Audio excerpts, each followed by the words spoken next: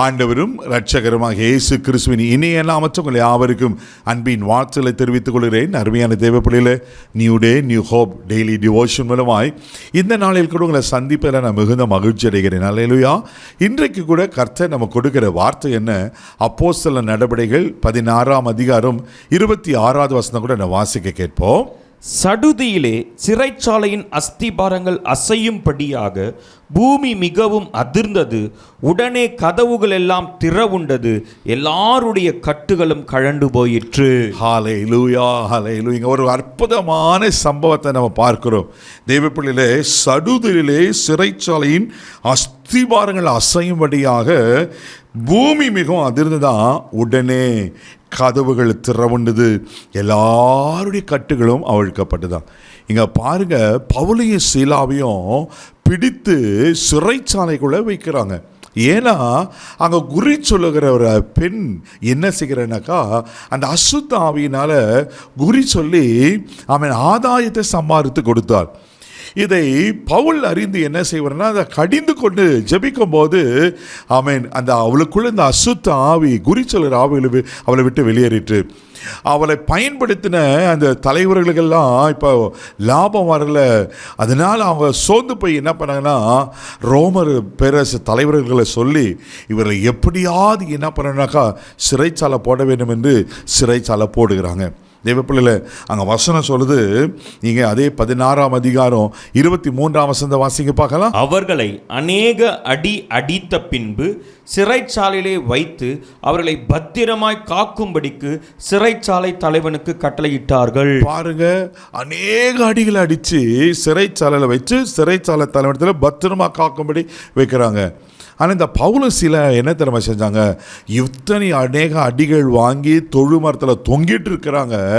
அப்போது கர்த்தரை துதித்து பாடினார்களாம். 25வது வசனம் பியூட்டிஃபுல்லாக இருக்கும், வாசிக்க கேட்போம். நடு ராத்திரியிலே பவுலும் சீலாவும் ஜெபம் பண்ணி தேவனை துதித்து பாடினார்கள். காவலில் வைக்கப்பட்டிருந்தவர்கள் அதை கேட்டு கொண்டிருந்தார்கள். ஹல்லேலூயா, ஹல்லேலூயா.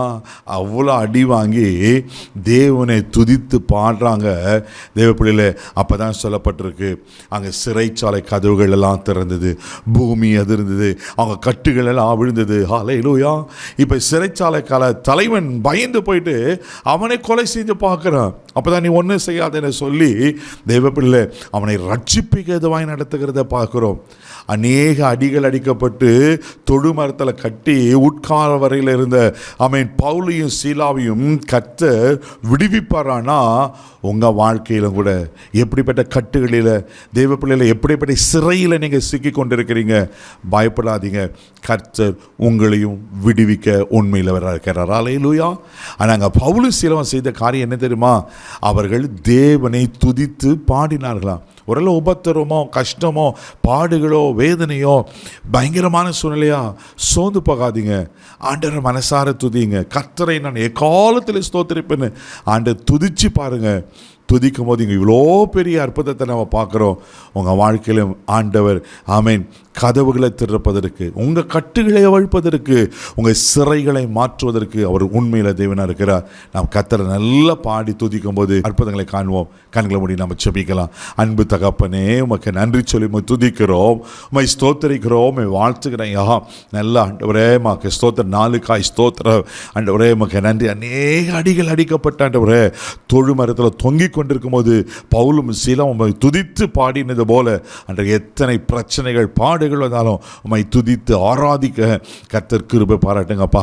அவர்களை சிறையிருப்பிலிருந்து சிறைச்சாலையிலிருந்து விடுவித்து கட்டுகளை அவிழ்ப்பீர்களானா இவர்களுடைய சிறையிருப்புகள் மாறட்டு, இவர்கள் கட்டுகள் அவிழ்க்கப்படும் நான் ஜெபிக்கிறேன்ப்பா.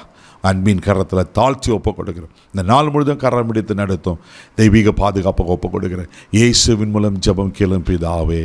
ஆமென், ஆமென். கர்த்தரை துதித்து பாடுங்க, எல்லா சிறைப்பு மாறும். God bless you.